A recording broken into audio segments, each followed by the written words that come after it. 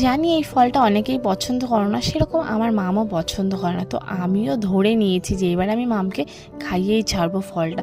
আমি অবশ্য পছন্দ করি না, কিন্তু মামকে খাওয়াবো। তো চলো মামকে আমি কিভাবে খাওয়ালাম সেটাই তোমাদের সাথে শেয়ার করি। তো প্রথমে গুড় আর এই তালের শাঁসটা একটু পেস্ট করে নিলাম। দেখলে একটা থকথকে পেস্ট হয়েছে। এর মধ্যে খানিকটা জল মিশিয়ে নিলাম আর দিয়ে দিলাম লেবুর রস।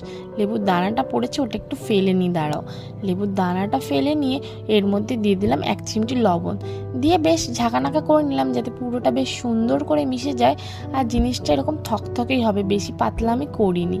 তো এবার এর ভেতরে একটুখানি ডেকোরেশন করে দেব, একটু লেবু পাতা আর একটু লেবু দিয়ে বেশ দেখতে যাতে সুন্দর লাগে আর আকর্ষণীয় হয়, মামের যাতে ভালো লাগে, কারণ মাম তো পছন্দ করে না। তো চলো দেখি মামের কেমন লাগলো ড্রিঙ্কটা। তোমরা মামের মুখ দেখেই বুঝতে পারবা। আর আশা করছি যারা পছন্দ করো না তারা একটু এইভাবে ট্রাই করো, ভালো লাগবে। টাটা।